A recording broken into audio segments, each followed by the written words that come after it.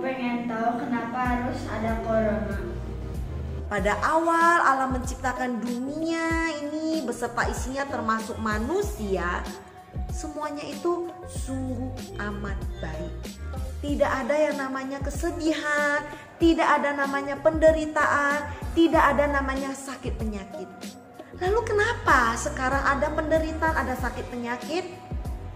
Kalau kita baca Kejadian pasal 3, itu karena manusia jatuh dalam dosa. Manusia memilih untuk memberontak kepada Allah, tidak lagi mau menyembah Allah. Dan sejak saat itu adik-adik, manusia hidup dalam penderitaan, manusia hidup dalam kesedihan, pertengkaran, kemarahan, segala yang jahat akibat dari dosa. Nah, adik-adik, saat ini memang virus corona sedang mewabah bukan hanya di Indonesia, tapi di seluruh dunia. Tapi adik-adik perlu tahu, sebelum virus corona sudah ada banyak sekali penyakit-penyakit lain yang dulunya juga sangat mematikan. Sebut saja penyakit kusta. Dalam Alkitab, bahkan sejak zaman Alkitab, sakit kusta itu sudah ada dan itu sangat mematikan. Lalu juga ada namanya sakit polio. Lalu juga ada yang namanya malaria. Lalu ada namanya difteri. Nah, pada zaman itu, zaman dulu, itu semua penyakit yang sangat menakutkan dan mematikan. Karena waktu itu belum ada obat dan belum ada vaksin.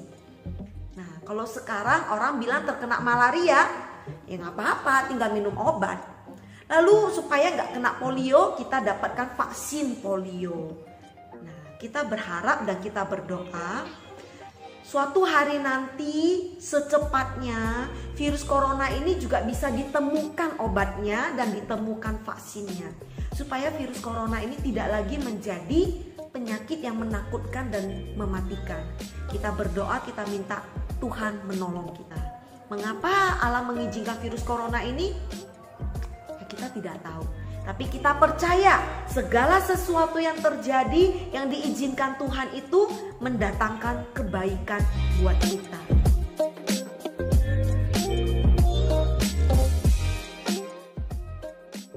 Apakah Tuhan menciptakan makhluk lain di planet lain?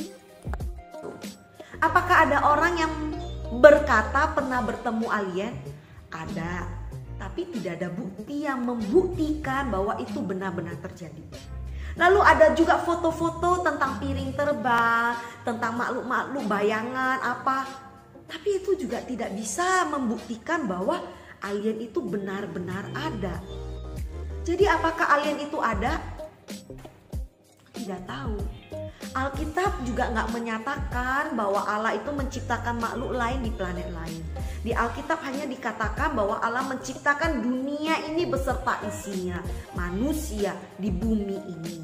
Nah, tapi ada satu ayat yang boleh menolong kita.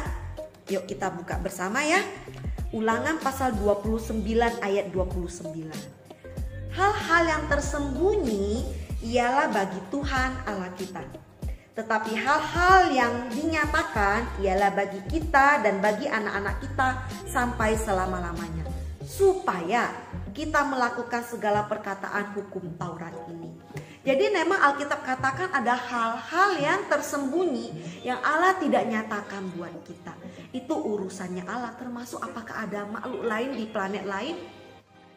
Saat ini kita tidak tahu. Mungkin suatu hari nanti 100 tahun ke depan, 200 tahun ke depan, manusia bisa menciptakan teknologi yang bisa menjelajah sampai ke luar galaksi. Mungkin.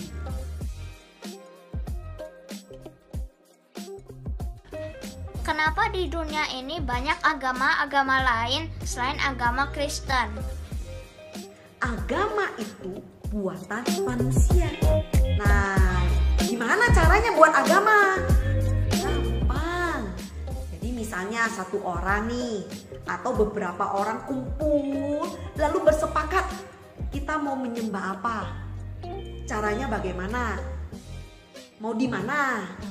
Nah, cara menyembah seseorang dengan aturan-aturan tertentu itu yang disebut dengan agama. Dan kita sebut itu juga kadang-kadang dengan ritual, tradisi, kepercayaan atau religi. Nah, adik-adik, mengapa manusia buat agama?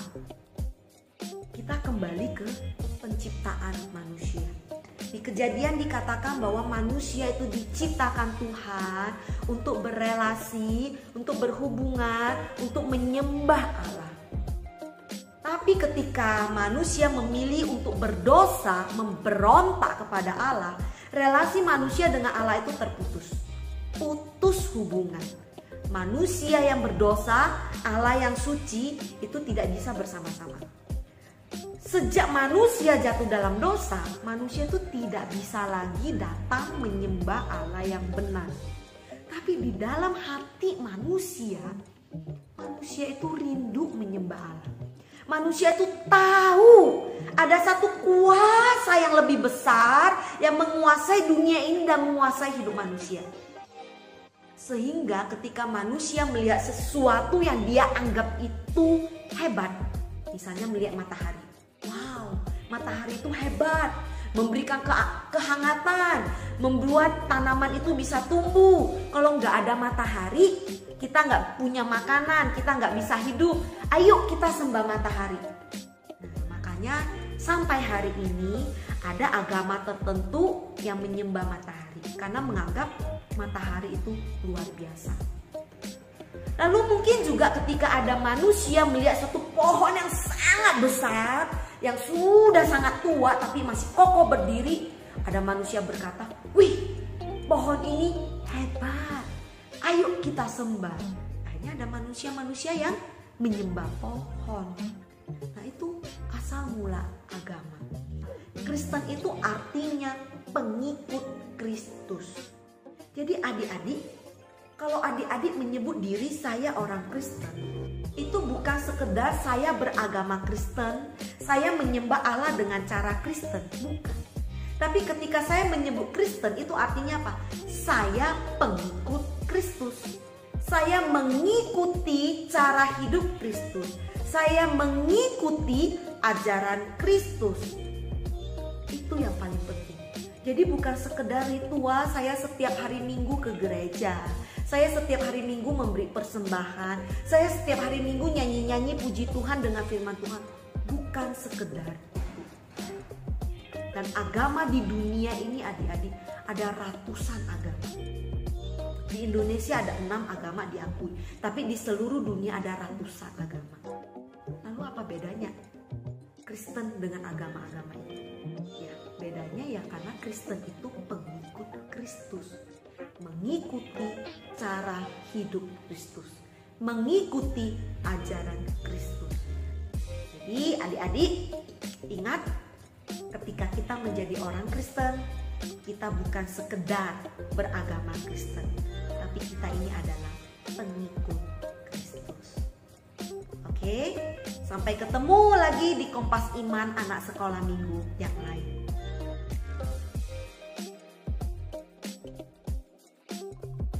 Jikalau Tuhan sudah tahu keinginan kita, kenapa kita harus berdoa? Ketika kita berdoa, berarti kita sedang berbicara dengan Tuhan. Meskipun Tuhan tahu, tapi Tuhan ingin melihat kita anak-anaknya terus-menerus berkomunikasi, berbicara dengan Tuhan. Jadi, seperti papa mama yang juga ingin supaya anak-anaknya terus-menerus berbicara, ngobrol, Tuhan pun juga ingin kita berbicara dengan Tuhan. Kita ngobrol dengan Tuhan, kita menyampaikan isi hati kita kepada Tuhan lewat berdoa. Dengan kita berdoa, berarti kita sedang merendahkan diri di hadapan Tuhan. Kita mohon belas kasihan Tuhan. Dan kita adalah anak-anak Tuhan yang menyadari bahwa kita butuh anugerah Tuhan. Jadi meskipun Tuhan tahu, meskipun Tuhan Maha Hadir, Tuhan tahu keinginan kita, tapi Tuhan ingin kita tetap berkomunikasi dengan Tuhan. Seperti anak-anak yang berkomunikasi dengan papa mamanya.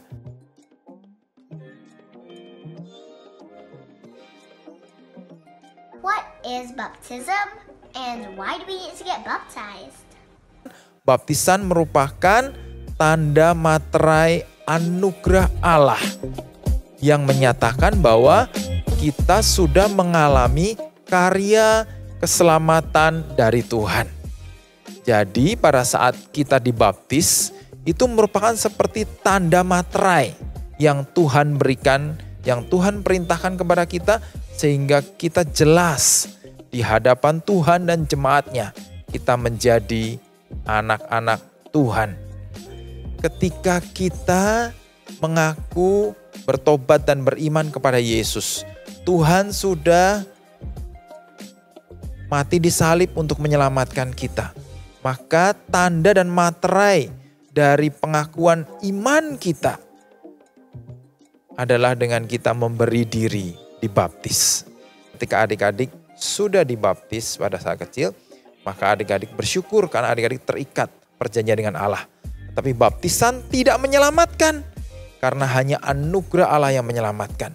Jadi ketika kita menerima anugerah Allah, saat itulah kita diubahkan oleh Tuhan dan kita taat kepada perintah Tuhan untuk kita dibaptis sebagai tanda dan materai dari Tuhan.